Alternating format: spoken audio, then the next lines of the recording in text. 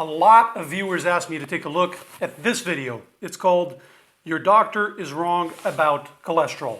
And it's by Dr. Sten Ekberg. I think that's how you pronounce it. So let's take a look. If you're a regular viewer, you're probably already familiar with the rules of the house. We don't do ad hominems. We don't go after personality or physical appearance or motive, nothing like that. We only care about one thing. Do the claims match the science? That's it. All right? Let's get into it. When people are changing their lifestyle and they're getting healthier, they're losing weight, they're feeling better, all their health markers are improving except one.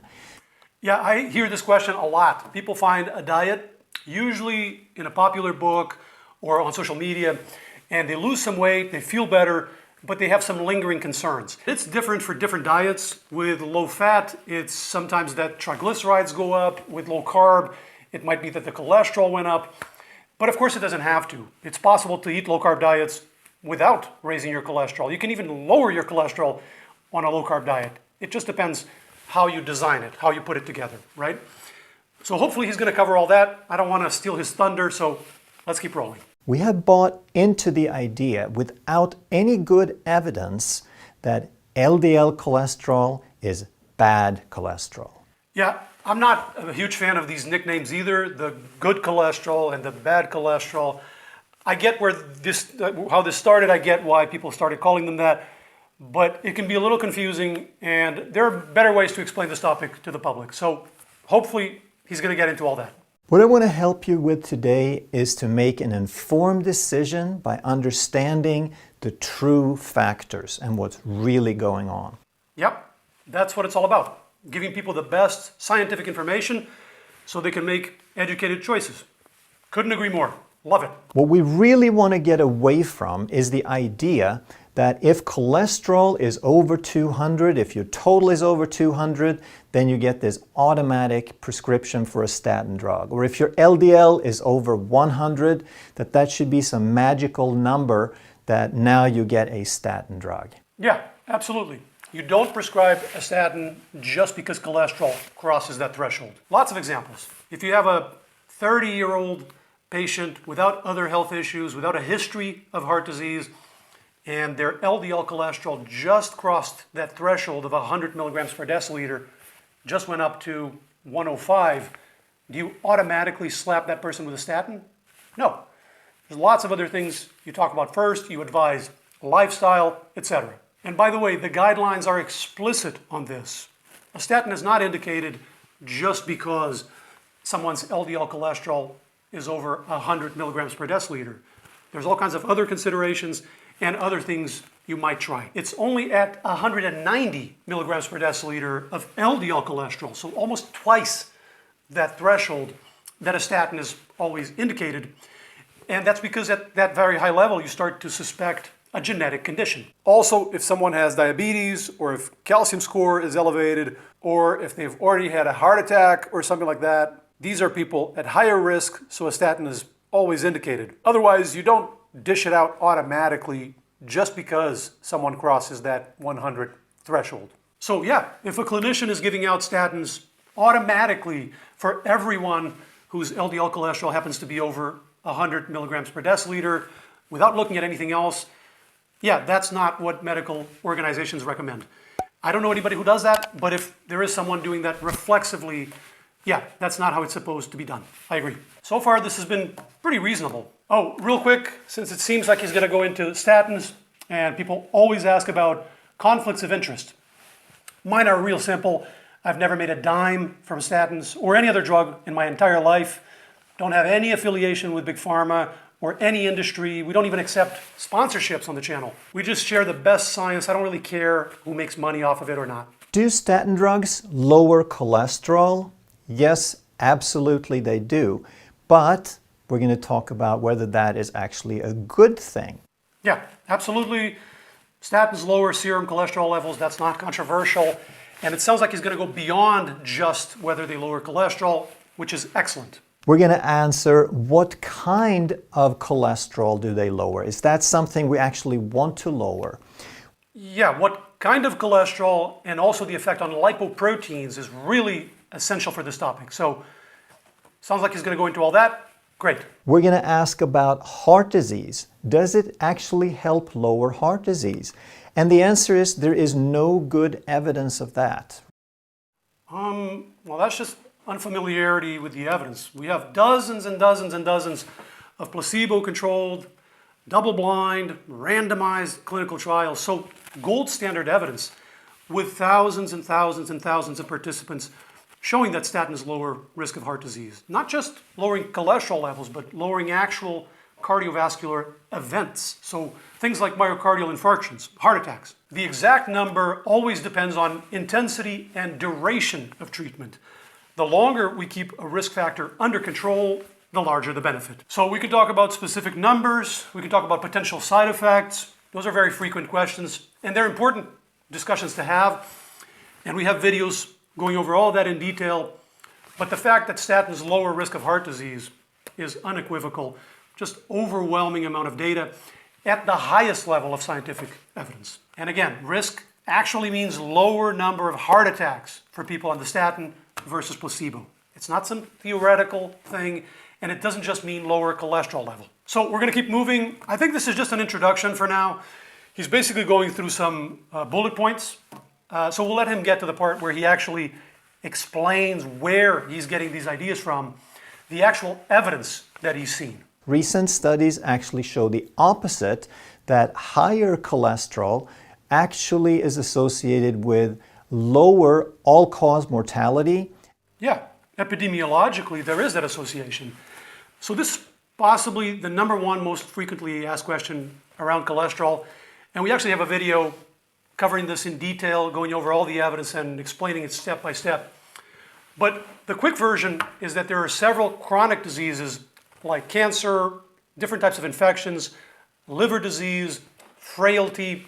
All of those diseases often lower cholesterol levels. So cancer cells, for example, they take up a lot of cholesterol from the blood to support their rapid multiplication.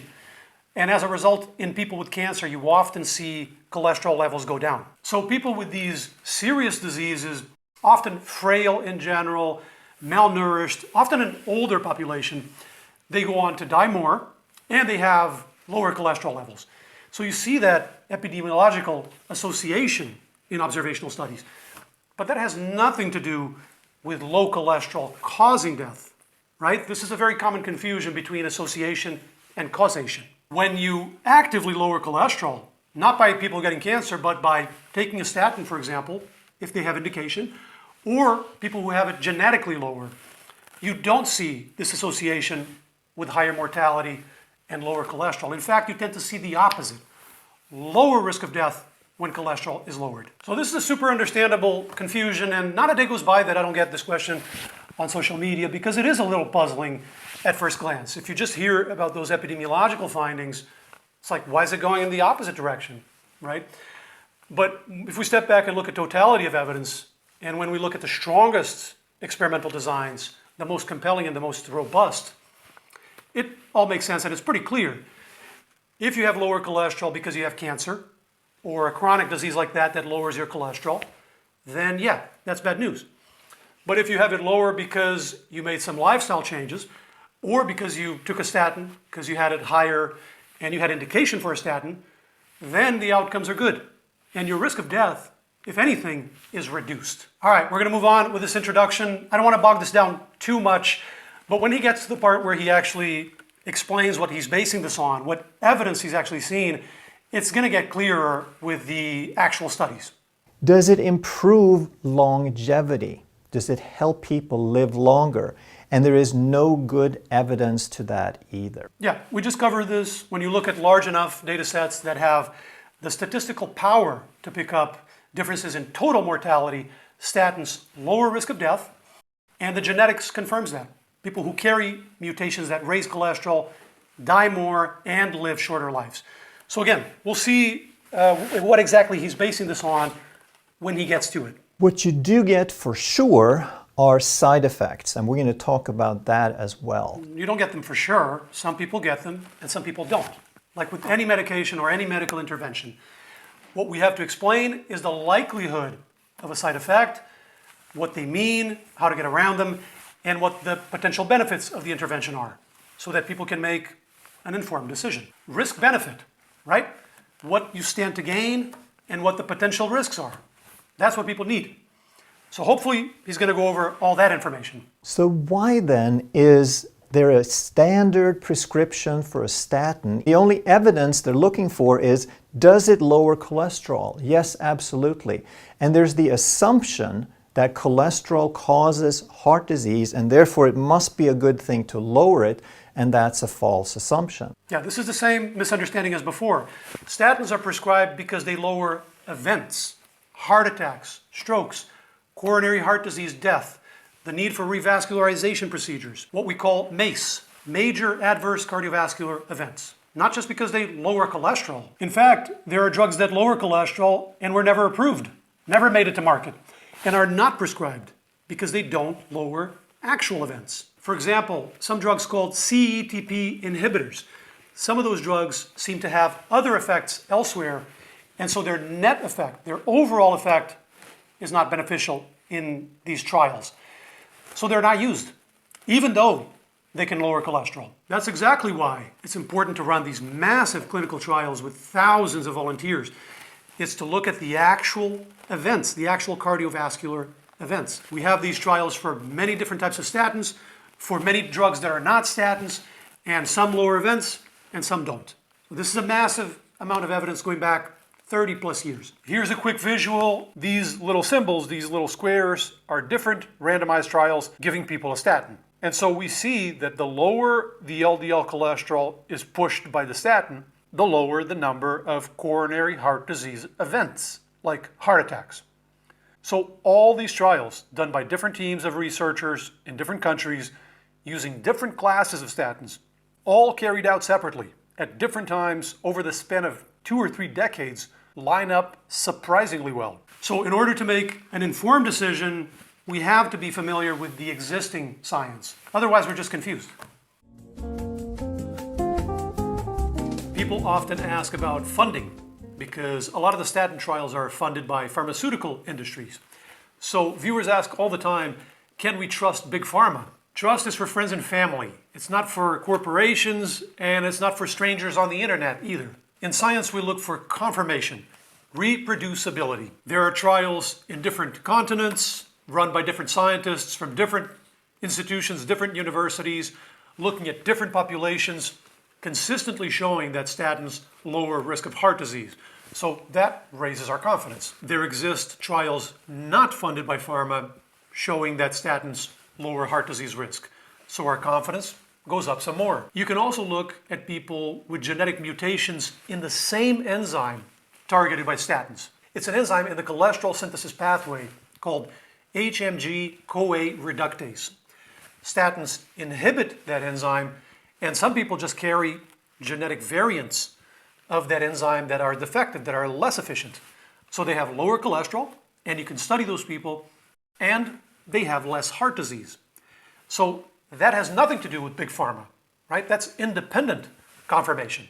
So our confidence goes up some more. Actually, a fascinating realization to emerge from those genetic studies is that the size of the benefit of the reduction of heart disease risk from carrying one of those genetic variants is much larger than the benefit of taking a statin shown in the statin trials, by like 2 or 3-fold. And that makes total sense, because in the case of the genetic variant, you're protected from birth for your entire lifetime. Whereas in a statin trial, you're lowering someone's cholesterol at middle age after potentially a history of decades of exposure to the risk factor. So when we familiarize ourselves with the evidence that exists, the realization is that the statin trials, if anything, underestimate the benefit of having these risk factors under control. A statin trial lasts for 4 or 5 years. It's a pilot. It's a proof of principle. It's not the ceiling of what's possible in terms of risk factor control and risk minimization. Now, does that mean we should be passing out statins like candy or adding them to the drinking water? Of course not. Most people can control their risk factors with lifestyle. But some people have very high cholesterol genetically. And some people have established heart disease later in life. So that's where the drugs can be life-saving. So lifestyle is fantastic, but it's not a one-size-fits-all. Okay, last thing before we move on, there's another super common question about relative risk and absolute risk. And we have a whole video on that in detail. But basically, let's say I have 100 people and I follow them for 5 years and 4 of them have a heart attack.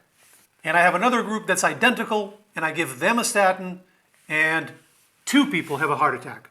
So the number of heart attacks was cut in half. That's relative risk reduction.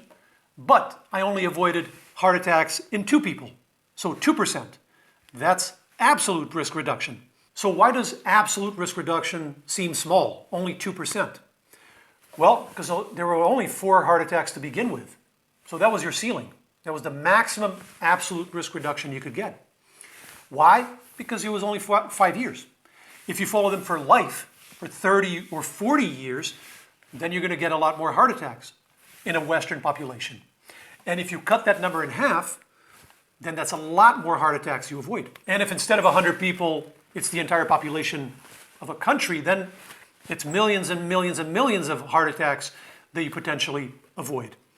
And of course, people with higher risk benefit the most from an intervention. So this is a really simple concept to explain, but you'll hear this on social media. People will look at a 5-year trial and say, oh, absolute risk reduction was only 3%. 3 is a small number, so this is all a scam, right? It's just a simple misunderstanding of trial design and temporality. Most clinical trials are short compared to human lifetimes. But if you extrapolate those benefits to a population at large over the lifespan, I mean, you revolutionize public health. All right, we're going to move on. I think the point is clear. We want to allow people to make informed decisions. But in order to make informed decisions, we need information, right? If we're unfamiliar with the last 35 years of science, we can't make an informed decision. It's literally an uninformed decision. 190 could be unhealthy and 350 could be healthy. Now, this is not to say that you should ignore your cholesterol numbers. They still give you good feedback. Higher isn't necessarily better, but higher isn't necessarily bad either. We have to understand when to pay some attention. Yeah, this is true, and it's a good point. So he's talking about total cholesterol here. So these numbers would be in milligrams per deciliter. And 350 is not a good example because it's too high. But the general idea is correct. Total cholesterol could be a little over 200 milligrams per deciliter, which is the medical cutoff for normal, and yet not necessarily be a problem for some people. And vice versa. You could be under 200 milligrams per deciliter, so in the normal range for total cholesterol, and yet there could be plaque building. So total cholesterol is a pretty rough metric. Anyway, we have a whole video on this question of why do some people have heart attacks with normal cholesterol. It goes over all the physiology, it explains why this happens and what it means. Kind of sounds like we have a video on everything, but yeah, because these are some of the most common questions in this area. We get them all the time. And so over the years, we made videos specifically addressing them. All right, let's keep moving. I think this is still introduction. I think he's still going through kind of bullet points, still hasn't gone into any evidence, so let's keep rolling. We want to start fighting. We want to start addressing the true cause instead of the rescue attempt. So, right. You want to get to the cause. You want to focus on things that have been shown to lower risk, that are causal, right? Completely agree with that. if you come to a fire, then there is probably some people from the fire department. Cholesterol always shows up at the accident site, just like the first responders show up at the accident site. That does not imply causation. Right. It doesn't prove causation. Just because two things co-occur doesn't mean one causes the other. Just like we saw with mortality a minute ago, right? Low cholesterol co-occurs with higher mortality epidemiologically, but that doesn't mean one causes the other. So cholesterol is always present in plaque, but that fact alone doesn't tell me if it's the cause of plaque. That's true, and it's good, clear thinking. So this is why scientists do interventions. Actually going in and lowering cholesterol and seeing if things get better or worse. So that's the clinical trials and the genetics. We touched on all that. You lower cholesterol, you get less heart attacks. We went over that. Actually, they've directly measured plaque size and its progression over time. And when you go in and you lower cholesterol with a statin or other drugs that do similar things, you slow down plaque growth. And you lower cholesterol enough, you stop plaque growth altogether. So that's been shown in about a dozen randomized trials or so. So the causality there has been directly tested, far beyond just, oh, there's cholesterol present in plaque, far beyond just the correlation. Quick visual just to show you that. Again, the little symbols on there are different randomized trials. This line down here is the cholesterol level after they were put on cholesterol lowering meds, like statins, for example. And on the left, you have the change in plaque size over time. So this is looking at the plaque in the artery wall with imaging techniques and measuring how fast plaque grows over time. Now, the line in the middle is 0. So above that line is plaque growth, and below that line is plaque reduction, what we call plaque regression. The plaque actually getting smaller with time. So you see that in trials where cholesterol was highest, plaque was still growing. As cholesterol level is pushed lower, plaque grows slower. And at one point, it stops growing, it hits 0. And eventually, you go low enough, you start having plaque reduction over time. Plaque is slowly regressing a bit. And the values here, just for you to have an idea, around that point where it crosses 0, it's about 2 millimole per liter LDL cholesterol, which is roughly 80 milligrams per deciliter, a little below 80. What then is the real cause of heart disease and plaques? And the real causes are inflammation, a low-grade chronic inflammation which is associated often with insulin resistance and or oxidative stress. Based on what? What evidence has he seen that has convinced him that these are the real causes? There is a strong correlation between cardiovascular disease and these three things. That's it? Strong correlation?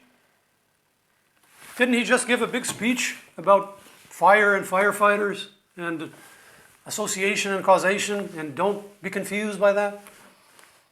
Now he's making this whole argument based on they correlate with cardiovascular disease. He went directly from explaining the mistake to making the mistake. I don't know if maybe they shot this separately and then somebody edited this for him and it ended up back to back.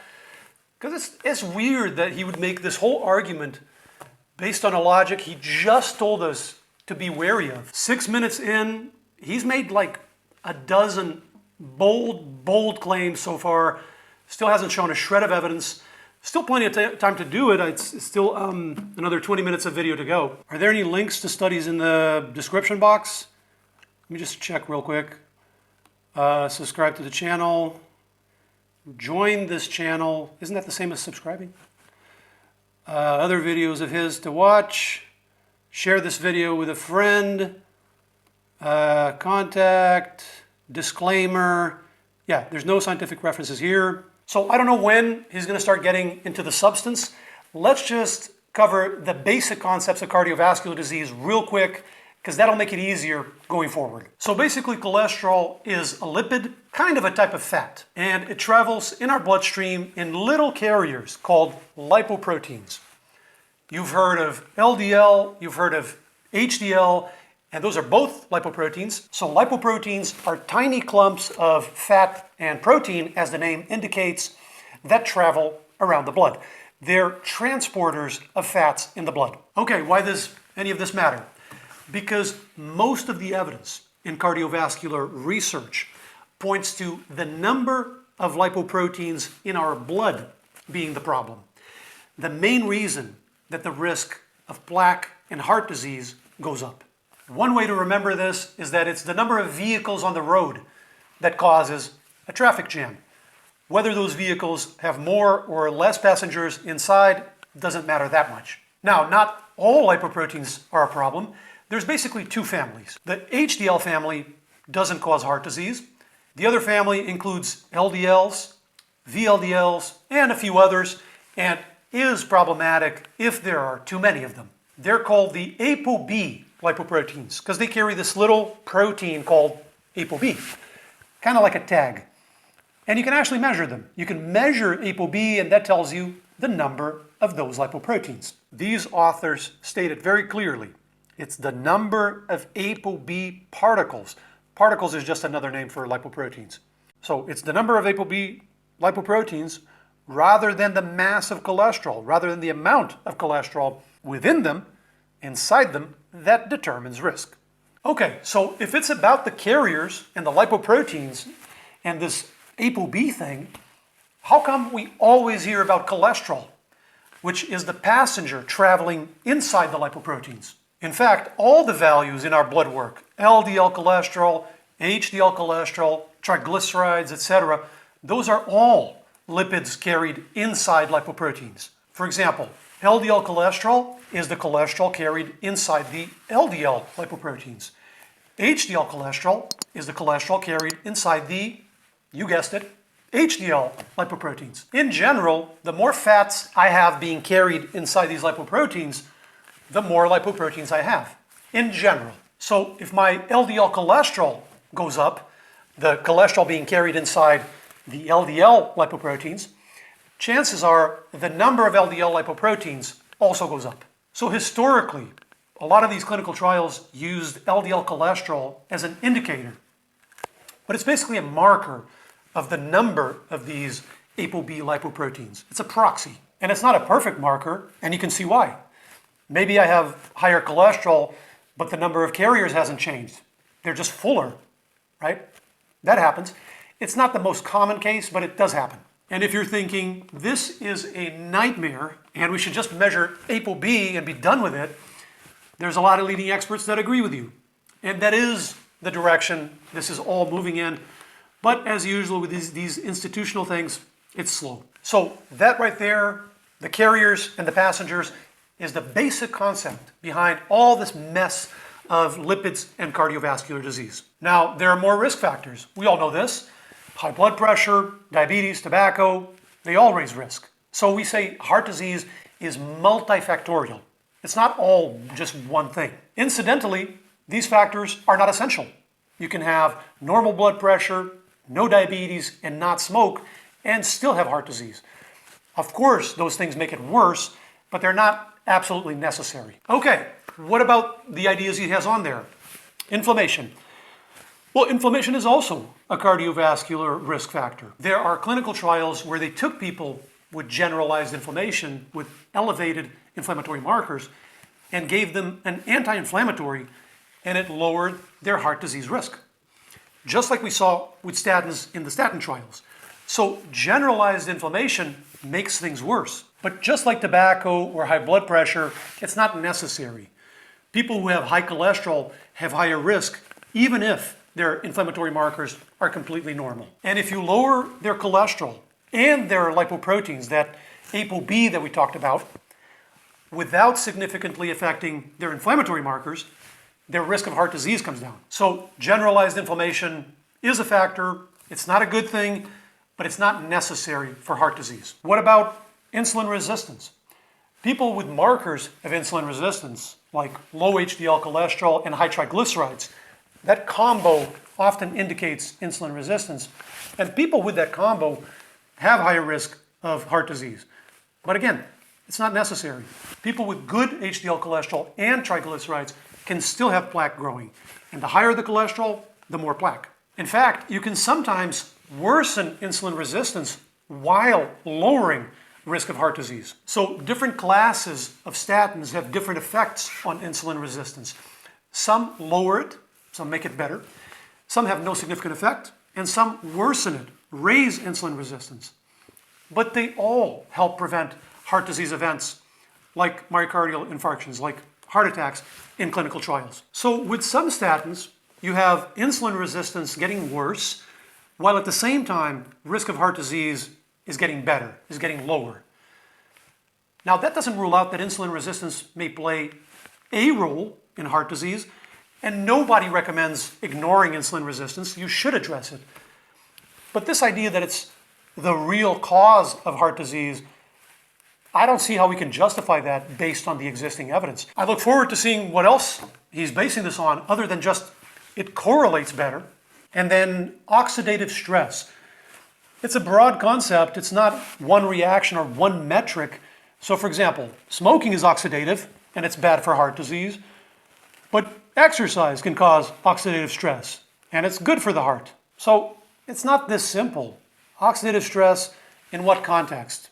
Measured how? Based on what evidence? Is it human data? Is it mouse data? Is it cells in a petri dish? He doesn't show any evidence. He doesn't link to anything. So I can't tell exactly what he means. I'm not sure where he heard this idea. One specific metric that people often ask about is oxidized LDL, or oxLDL for short. We've covered this before.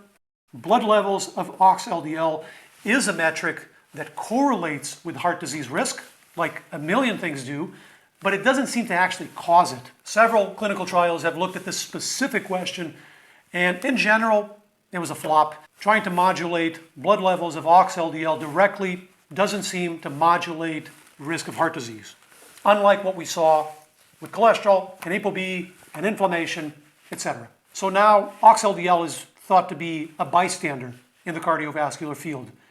Basically a reflection of other factors, but not a cause itself. Now, there is another way that inflammation and oxidation are related to heart disease. There is a localized inflammatory process with oxidation in the plaque.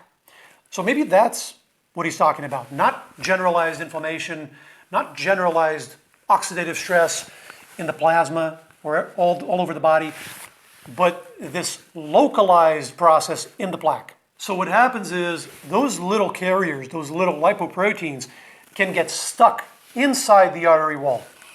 And when that happens, that then triggers this localized process with inflammation and oxidation. So if that's what he's talking about, okay, it's part of the process. I don't know why you'd call those steps the real cause and not the steps right before or the steps right after, because those are consequences of the lipoproteins getting stuck. They don't need to be there previously for the process to begin, but sure, they're part of the causal chain. But more important than any of this mechanistic story is that once the lipoproteins get stuck inside the artery wall, there's no known way to stop that localized inflammation and oxidation. The way to avoid the whole thing is to avoid the lipoproteins from getting stuck inside the artery wall in the first place, which is done by keeping ApoB in the healthy range. With LDL cholesterol being this indicator of ApoB levels if there is no ApoB reading. What's an ApoB in the healthy range? Depends a little bit who you ask, but under 80 milligrams per deciliter is a pretty good rule of thumb for people who are not at very high risk, who haven't had a heart attack or something like that. And also to keep blood pressure and glucose and body weight in the healthy range. Not smoking, etc. Controlling generalized inflammation for people who have an inflammatory condition. Those are the factors we can control and that have been convincingly shown to lower risk. Most people can control these risk factors with lifestyle. Exercise, healthy diet, not smoking, etc. Some people need the extra boost of medication, and it's there for them. So we can talk about molecules and biochemical pathways for hours. I love it. But at the end of the day, what really matters is what has been demonstrated as causal. What actions have been shown to lower risk? That's what people want to know, and that's what will deliver the goods. So again, really important to learn what's been done scientifically before we form these strong views about what is causal and what isn't causal and the real cause. Otherwise, we're just forming beliefs in a vacuum, and it's just confusion. Okay, last thing before we move on. Can something correlate and not be the real cause? Sure. People with gray hair die more, and it's not the real cause. What about something that is a real cause, but I don't see a correlation? Is that possible? If we have two populations, both diabetic, but one also smokes and has high blood pressure, these guys are going to have higher risk. And diabetes is not going to explain the risk difference. Diabetes is not going to associate well with risk because they both have it. It doesn't mean diabetes is not a real cause. So we have to go beyond just, does this correlate better than that? It's not quite that simple. Like he said, fire and firefighters. So how do we test if an association is the real deal? like smoking and lung cancer, for example? Several ways. We can use statistical adjustment models. We can run genetic studies. We can run a randomized clinical trial. So you change one factor, like you give statin only to half of them, and you try to keep everything else constant, right? You can't always do an RCT. You can't do a randomized trial with tobacco, for example. So there you have to rely on the statistical adjustment models and more recently genetics. But with cardiovascular disease and cholesterol and statins, we can do randomized clinical trials, and it's been done dozens of times. All right, moving on. All right, it looks like we're past that introduction, the bullet points, and he's going over somebody's blood work. So this person has a total cholesterol of 286, and it's supposed to be 100 to 199. So that is obviously very high, so it's marked with a flag. And I would be a lot more concerned if your cholesterol total was 100 than if it was 286. Depends why it's 100. If it's the person's normal levels from a young age, that's great news. Maybe they're some of those people that won the genetic lottery. Now, 286 is very high, so this person probably does have increased number of carriers of lipoproteins, of ApoB lipoproteins. So you definitely want to look into it and to investigate. So hopefully he will. Then we look at his HDL cholesterol, and this person has 46. But is that high enough? It's above that threshold, but is it enough to kind of offset the total cholesterol? Right. So this is one of the most common misunderstandings in cardiovascular disease, that HDL cholesterol offsets risk. This comes from epidemiological studies where people with higher HDL cholesterol tend to have lower risk. Again, association and causation, fire and firefighters, it's always the same story. Raising HDL cholesterol directly provides no benefit. This has now been tested in dozens of randomized controlled trials with placebo, genetic studies. It's well accepted. HDL can correlate populationally because it can mirror some risk factors like obesity or diabetes. But a patient having high HDL cholesterol does not mean no risk. That's a common mistake. If the carriers are high, if ApoB is high, high HDL cholesterol does not offset that. So now we look at the total cholesterol to HDL ratio. I'd like to see this ratio in the 3 to 3.5 range. Right. The ratio, super common question. Dividing total cholesterol by HDL cholesterol and all this different math. Yet these ratios correlate populationally with heart disease, but do they cause anything? It's always the same story. Given what we just saw with HDL cholesterol, it should be obvious why ratios that include HDL cholesterol aren't reliable. HDL cholesterol does not affect risk itself. So I can double my HDL cholesterol, which makes the ratios look a lot better, but it doesn't necessarily do anything to my risk. So these ratios can mirror things like insulin resistance, for example, but you don't want to lean on them too hard when it comes to cardiovascular risk because they're unreliable. The ratio can change dramatically while the risk doesn't budge. It can even go in the opposite direction of risk. So we want to focus on the causal factors, just like he said in the beginning.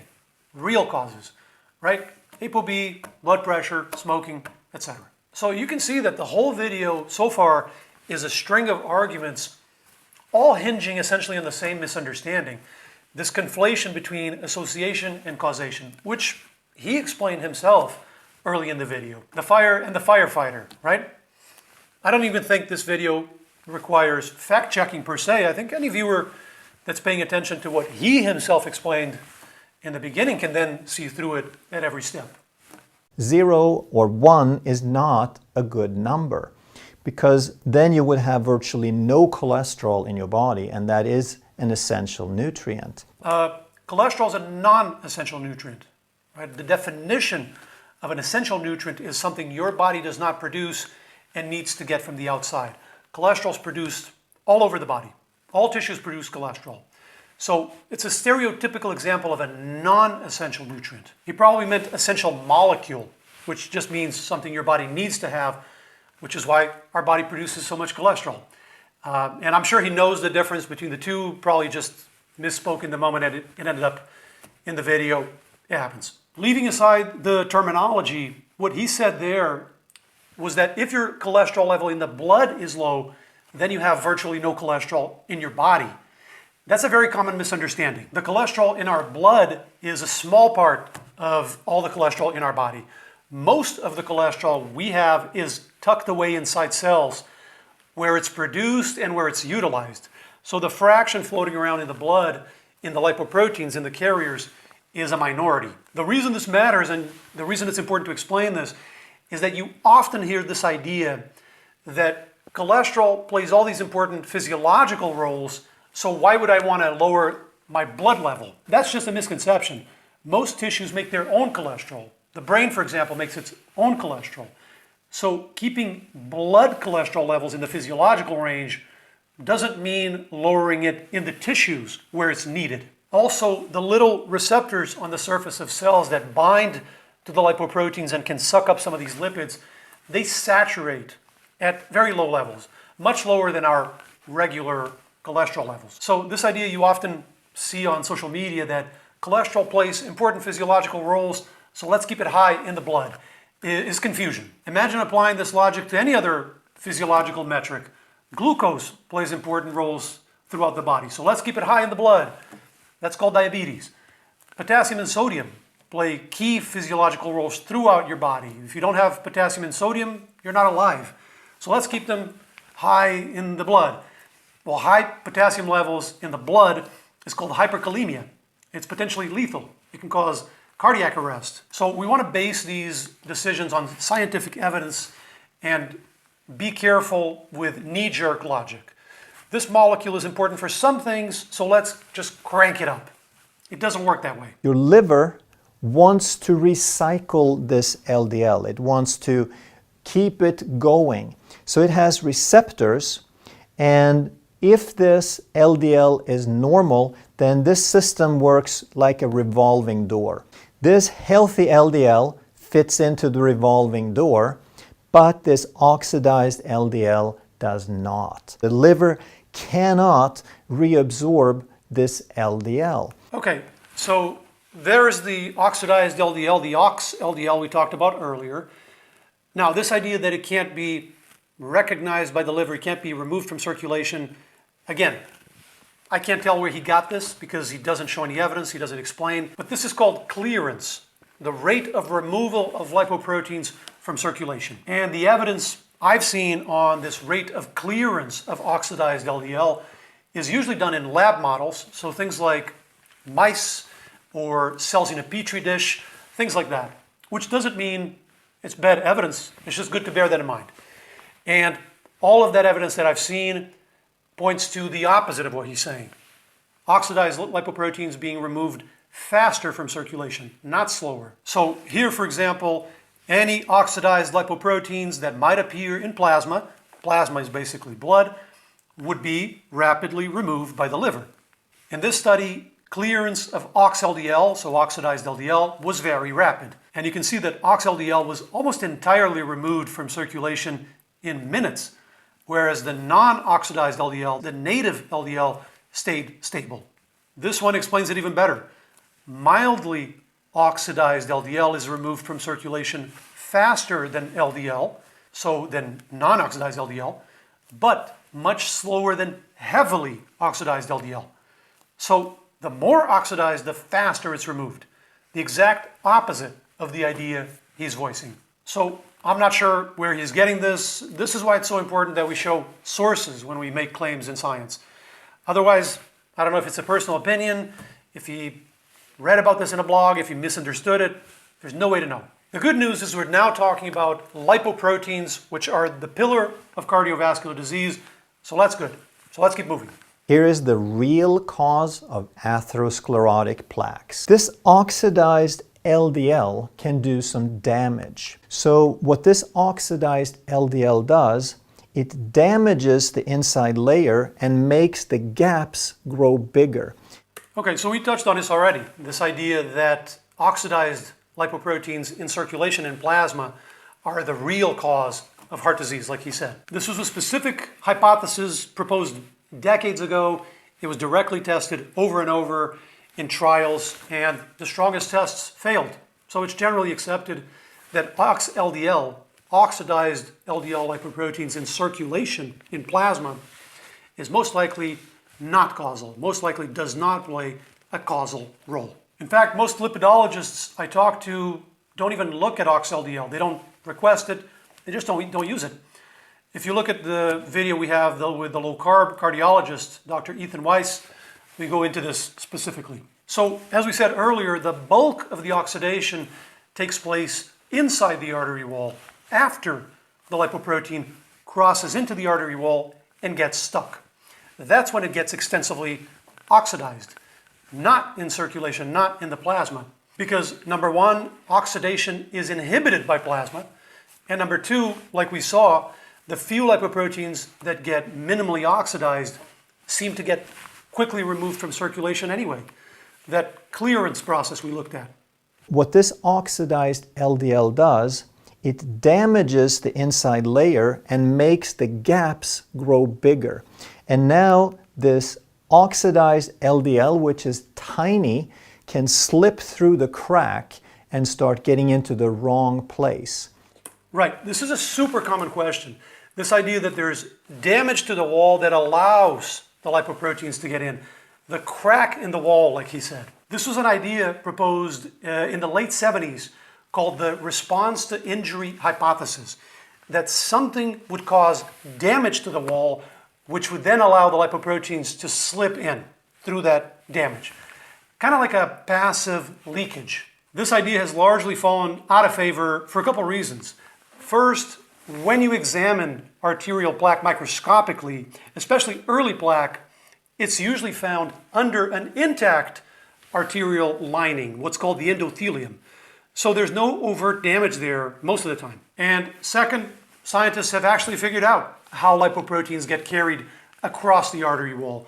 There's a process of active transport called transcytosis. Trans just means through and cyto means cell, so it's just a process of carrying the lipoprotein across a cell. So there are specific receptors and an internalization process and vesicles that transport the lipoproteins. So it's an active transport mechanism. You don't need damage, you don't need cracks. It's spelled out here. As transcytosis across the intact endothelial barrier occurs in vivo, so in a living organism, endothelial injury is not required for lipid accumulation in the subendothelium. Subendothelium just means under the endothelium, so inside the artery wall. Now, if you have extensive damage and your artery wall is all torn up, might you get even more lipoproteins rushing in? Yeah, that probably does make it worse, but it's not needed for plaque to grow, and most plaque is seen starting and growing without overt damage. All right, we're going to move on, but just another little tidbit. I told you that the response to injury hypothesis has largely been abandoned. So what's the reigning view now? It's called the response to retention. Lipoproteins cross into the artery wall. Many of them leave the wall again, but some can get stuck, retained. And that triggers the plaque process. Oxidation, aggregation, inflammation, engulfment, etc. So retention is seen as the initiating step. So what determines if a lipoprotein gets retained or not? There are some genetic differences, person to person, like with everything else. And then the modulating factors that have been identified are the ones we already talked about. Keeping ApoB low, the lower the ApoB, the fewer lipoproteins get retained. Also, good blood pressure, not smoking, etc., etc. All of those factors can slow down that process. There's something called a macrophage that starts following this bad guy in through that crack. Its job is to go after and gobble up this LDL. Now, it encloses this and it becomes a foam cell. Yeah, that's all true. Once the lipoprotein is stuck inside the artery wall, then it gets oxidized. There's aggregation, there's inflammation, there's phagocytosis by the macrophage, and it becomes a foam cell. That's all true. All right, he's back to some blood work. Not sure if it's the same person as before or not. We did one test on January 25th, and we did another one on April 5th. We started off with a total cholesterol of 297, which was flagged as high, and 70 days later it is still high, but it's a couple of points higher at 299. Right, so very high total cholesterol. Not sure that those values are significantly different. It's within the error margin of the assay. But yeah, both very high. This is someone you'd want to investigate because they probably do have high ApoB and are at higher risk. We look at LDL cholesterol, which is traditionally considered bad, and that was 225, and the later test was still 225. Right, super high. So at this level, this high, depending on the person's history, you start suspecting a genetic disease like FH, familial hypercholesterolemia. This guy was a patient who had been doing some changes in his lifestyle, doing low carb, high fat diet, and let me tell you, his medical doctor was not impressed. He was asked very sternly or told to get on a statin drug. Okay, so low carb, high fat doesn't necessarily raise your cholesterol. You can even lower your cholesterol depending how you do it. So it hinges on the type of fat that you eat.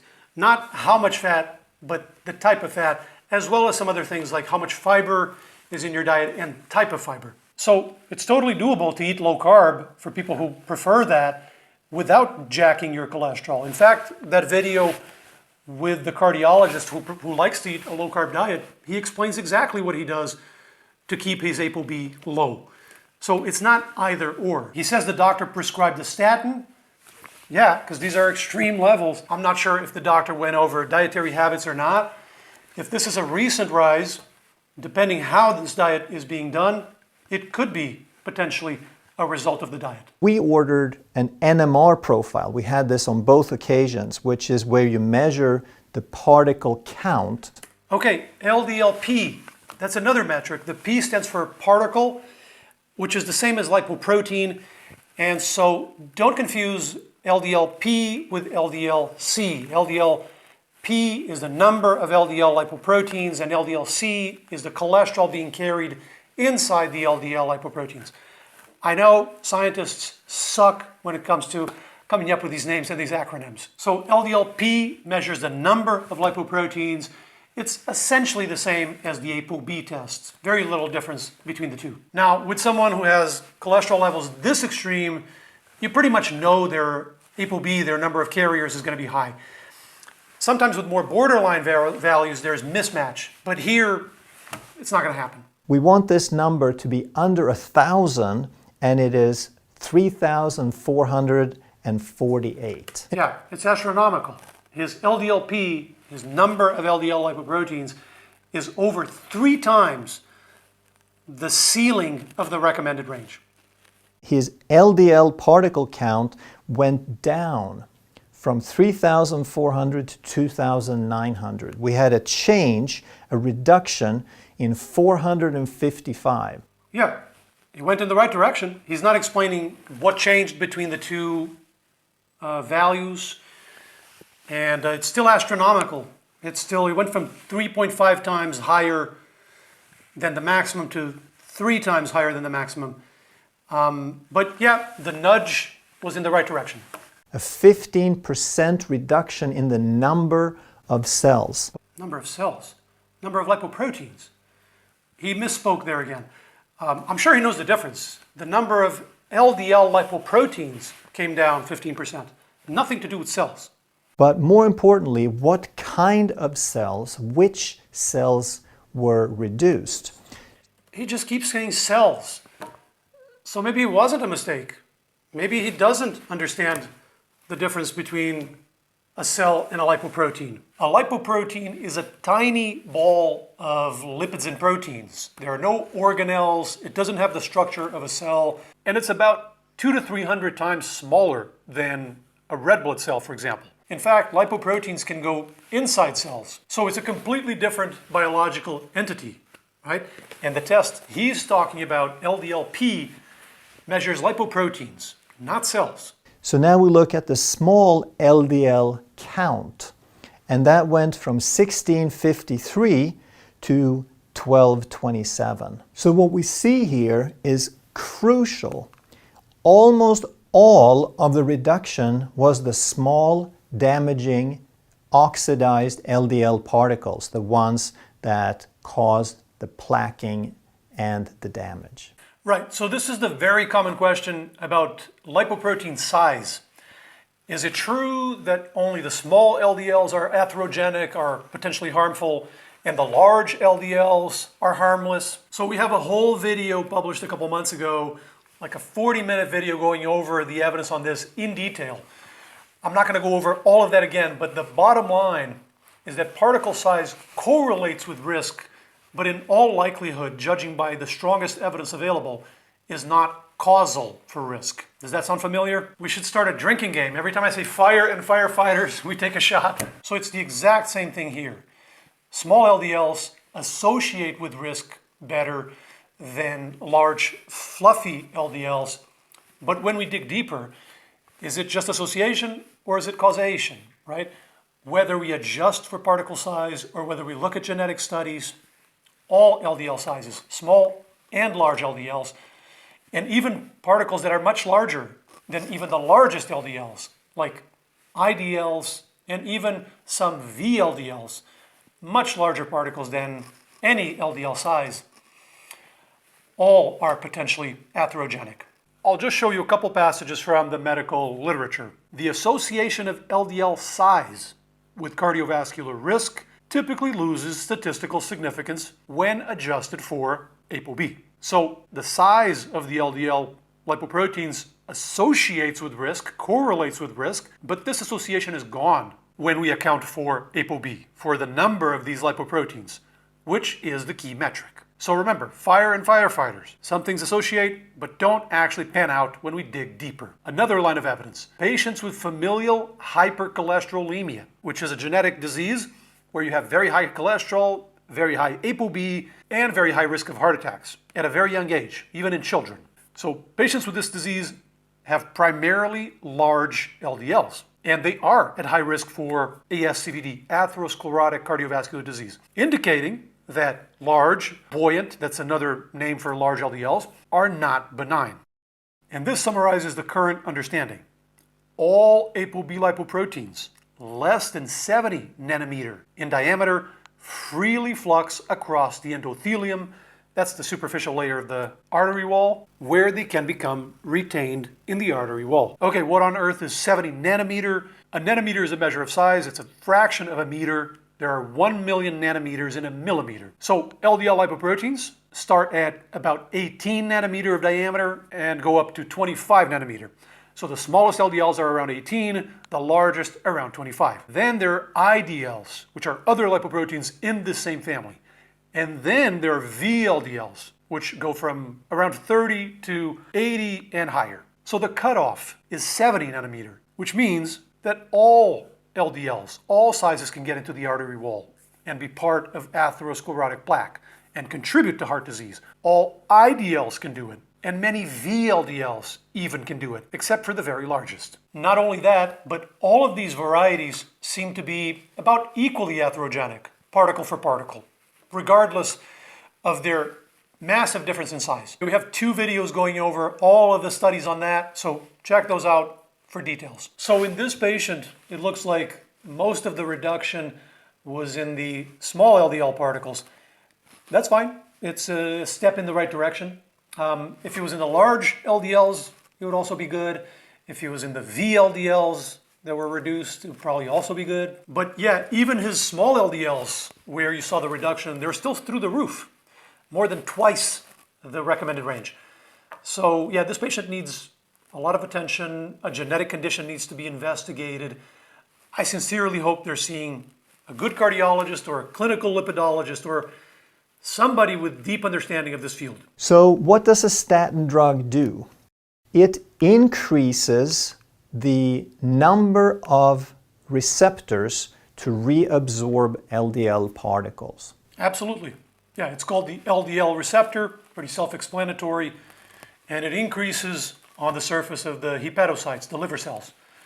Absolutely right. If we take a statin, then we will see these numbers of LDL particles go down. We're going to see a dramatic decrease of these fluffy LDL particles. But we also said, if you remember, that these small ones, they are not recognized by these receptors.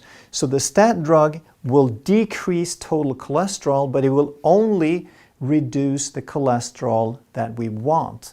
It will not reduce the cholesterol that we're trying to get rid of. The damaging cholesterol, there is no change. Okay, there's a little bit of confusion here. It is true that statins preferentially reduce larger LDLs, but that is also beneficial, as we just saw, because those particles are also atherogenic. In fact, if you think about it, statins are one line of evidence that large LDLs are not harmless, because we already know they lower risk of heart disease events, like heart attacks, from dozens of outcome trials. And because they mainly lower the larger LDLs, like he said correctly, that suggests those lipoproteins are not harmless. And in fact, that's exactly what we see from the other lines of evidence, whether it's adjustment models or genetics, etc., that all of these lipoproteins are atherogenic, the small and the large LDLs, and even members of the same ApoB family that are much larger than any LDL size. So this is a really interesting point here, because you can see exactly where he got confused, and you can see kind of the anatomy of the process. His thinking process there is statins mainly lower the larger LDLs, so that's not useful because it's the smaller LDLs we want to lower. And that makes sense. It's not an unreasonable thought process if we're missing all those decades of trials in genetics and we're not quite sure what effect statins have in the first place. If you remember from the very beginning of the video, his introduction, he seems to be under the impression that all we know about statins is that they lower serum cholesterol levels. And everything else, any effect on cardiovascular disease and any outcomes, is all a guess. In reality, we already know they lower risk, and actually all of the evidence on particle size perfectly matches those trials, because it indicates that all of these LDL sizes are atherogenic. So we're going to move on. I just thought this was important to emphasize this realization that it's not about who's smarter or who presents things better. It's about a general familiarity with the existing evidence so that we can make informed decisions. In his shoes, if nobody had showed me 30 or 40 years of research on this topic, I have no doubt I would probably hold very similar views. So once again, we can talk about particle sizes and oxidation and all these molecular things, but at the end of the day, what matters is what actions have been demonstrated to lower risk in humans. ApoB in the healthy range. With genetics, if you have the right parents. If not, with lifestyle. We have a whole video going over the research on diet tips to lower ApoB, and for people who need it, medications like statins, as well as, of course, the other risk factors, healthy body weight, blood pressure, glucose, etc. That's home base. The rest, the fluffy particles, the oxLDL, we can talk about all that for hours, but that's not where risk minimization is going to come from. And it can sometimes be a distraction. Okay, so now he's going over statin side effects.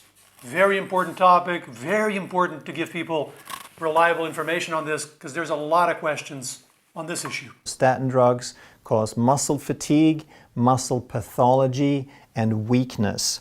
In people who report side effects, muscle pain, myalgia is the most common by far.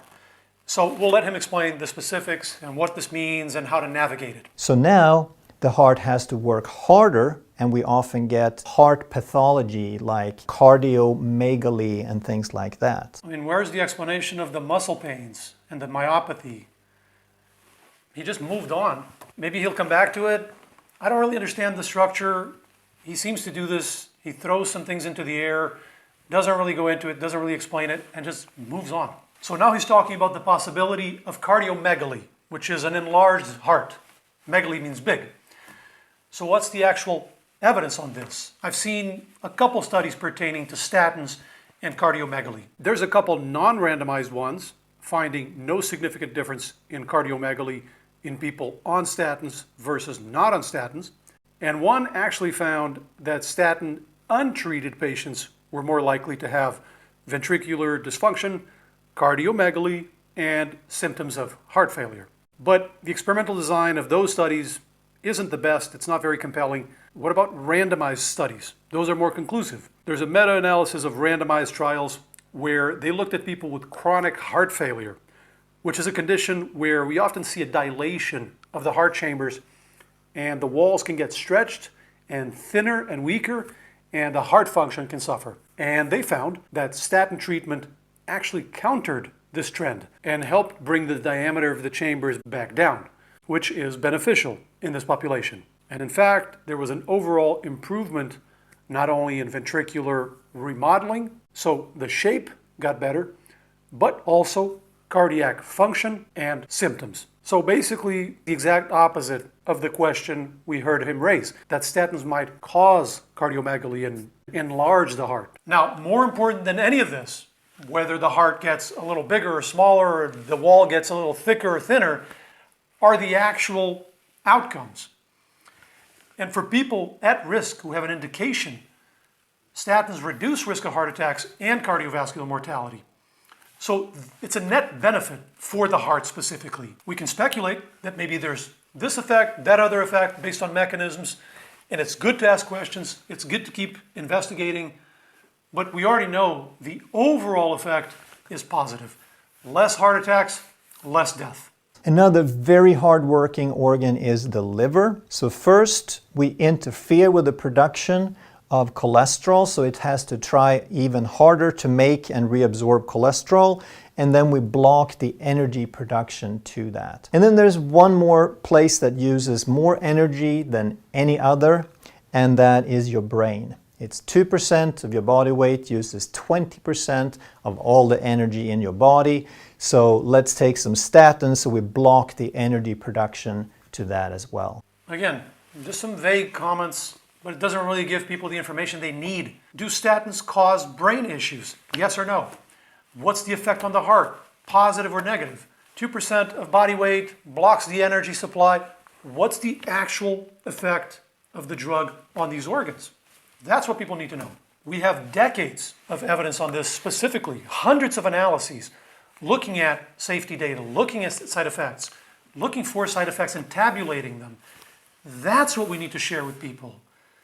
Not speculate that there could be a problem and then move on to another topic. How does that help people make an informed decision? So let's go over these one by one real quick. Muscle symptoms. Most people on a statin don't report muscle problems, but some definitely do. The exact number depends based on whether it's a randomized control trial or observational data, from 1% all the way up to 20-something% of people prescribed a statin. Here's the fascinating part about this. If you take people who report symptoms of statin intolerance, like muscle pain or weakness, and you split them randomly, and half gets a statin and the other half gets a placebo pill with no statin in it, but they don't know which is which, in both cases they report symptoms. Same intensity, no significant difference. So there's a huge component of expecting a statin to cause muscle pains and, sure enough, feeling more pain or noticing more pain and attributing to statins even though the pill we're taking contains no statin. This is called the nocebo effect. Placebo is when I think I'm on a drug and I feel better even though I'm not taking the drug. Nocebo is when I think I'm on a drug and I feel worse even though I'm not taking that drug. And large analyses indicate that over 90% of reports of muscle symptoms on a statin are not actually due to the statin itself. I don't rule out that some people have an actual intolerance to the statin molecule itself, and I suspect that is the case in a percentage of people. But there seems to be a big component of the bad reputation that statins have on social media and on TV, especially with regards to muscle pains. And in fact, a large percentage of people who report statin intolerances and who stop taking them are able to go back on a statin later on and tolerate them. Between 50 and 90%, depending on the analysis. Just a quick note that the nocebo effect doesn't mean the pain isn't real. It's very real. And telling people it's all in your head is not a good approach. But being aware of the nocebo effect and how common it is opens the possibility at an individual level for people who are open to trying a re-challenge. So that's one option. Another option is trying a lower dose of statin. Often that gives good results. Yet another option is trying a different class of statin. There are 6 or 7 classes. Some people might have a legitimate intolerance to one statin, but not another. And yet another option is to just give up on the statins. Maybe consider trying something else. Statin intolerance used to be a big deal 20 years ago when there was not much else you could offer these patients. But now there's ezetimibe, there's PCSK9 inhibitors. There's all kinds of meds that have been shown to lower cholesterol, lower ApoB, and importantly, lower actual cardiovascular events in randomized trials. Most data with those newer meds is from trials where they were used on top of a statin, but there is some data on monotherapy, so that's something to discuss with your doctors. And another one that's brand new is called bempedoic acid, and it's somewhat similar pharmacologically to statins, but it's more organ selective, so it probably affects the muscles less than statins. Okay, so we touched on muscle, we touched on heart. Third word he has on there is liver. Statins can cause a mild elevation of some liver enzymes called transaminases. This happens in about 1 to 2% of patients, and it's usually not clinically relevant, and it's transient. It comes back down again after a while. Serious, clinically relevant liver problems linked to statins are rare. Okay, last word he has on there is brain.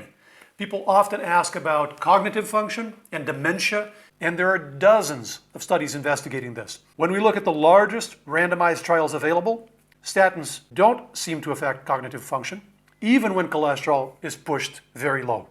The non-randomized studies go even further. This analysis pooled 46 observational studies and found that statins are associated with decreased risk of dementia and Alzheimer's disease.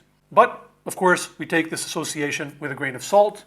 They're not randomized trials, so we don't jump to a conclusion. So that's the results of the largest studies pooled together. On the other hand, there are many anecdotal reports of people reporting forgetfulness and confusion and cognitive symptoms like that on a statin. And we can find smaller studies here and there suggesting it also. So when we put all of it together, the bulk of the evidence indicates that statins don't significantly affect cognitive function in most people, but it is possible that in specific contexts they could have an effect. It's possible they lower risk of dementia and Alzheimer's in people at risk, and it's possible they cause these episodes of forgetfulness and confusion in people with susceptibility. There's enough of these case reports, and it's not just, oh, I felt this. Several cases of people who stop the statin, the symptoms go away, they go back on the statin, then the symptoms come back. This is called a re-challenge. So I think there could be a real reaction to the statin in some people. It's just not very frequent, and that's possibly why it doesn't show up in those large trials. So in people who report these issues who don't tolerate the statin well, I think it makes sense to either try a lower dose or a different statin. Some studies suggest less issues with hydrophilic statins like pravastatin or rosuvastatin as opposed to lipophilic like atorvastatin, or just stopping the statin altogether for people who can't tolerate it. And again, we now have many alternatives: ezetimibe, PCSK9 inhibitors, bempedoic acid, etc. Okay, another common question pertaining to the brain is stroke. There are 2 types of stroke: ischemic and hemorrhagic. Ischemic strokes happen when an artery is clogged with plaque or with a clot or an embolus, and so not enough blood gets through to the brain area and you have a stroke. Hemorrhagic stroke, as the name indicates, happens when the artery bleeds out, and so not enough blood gets to the brain area that's supposed to be irrigated. Ischemic strokes are much more common. About 90% of strokes are ischemic. So statins lower total strokes, they lower ischemic strokes, and they have no significant effect on hemorrhagic stroke for the population in general. Now, for people who have a high risk of hemorrhagic stroke specifically, like people who have a history of hemorrhagic stroke, for example, there is some mixed evidence. It's not entirely clear, but there's a possibility that statins may raise risk of hemorrhagic stroke specifically. So this is what I would do if you were a family member. If there's a high risk of hemorrhagic stroke, like a history of hemorrhagic stroke or high risk for some other reason, that's something I would weigh the pros and cons carefully and something to discuss with your doctor. For most everybody else, statins lower risk of total strokes. So we've covered the words he has on there. There is one other side effect I think is worth touching on, and that's type 2 diabetes. In people at risk of type 2 diabetes, with obesity or prediabetes or metabolic syndrome, statins can speed up the progression to type 2 diabetes by 5 to 6 weeks. Whereas in people without those risk factors, statins don't significantly affect risk of diabetes. Importantly, they've found that even in those people at higher risk of developing type 2 diabetes, statins still reduce heart attacks and total deaths, which makes sense because the main cause of death for people with type 2 diabetes is cardiovascular disease. So, a large analysis concluded the cardiovascular and mortality benefits of statins exceed the diabetes hazard, even among people at higher risk for developing type 2 diabetes. Also, that progression to type 2 diabetes that is seen in people at risk can be prevented with healthy lifestyle, diet, exercise, maintaining a healthy body weight, etc. We have a whole video going over the details of type 2 diabetes and statins and all the evidence. So overall, because most of the potential side effects of statins are uncommon, with the possible exception of the muscle aches, which we touched on, and in the cases where you can't get around them, you stop the statin and the muscle aches go away. And because statins lower risk of heart disease, heart attacks, total strokes, and mortality, the systematic overviews of all of the evidence usually conclude that in patients with an indication for statin, the benefits greatly outweigh the risks.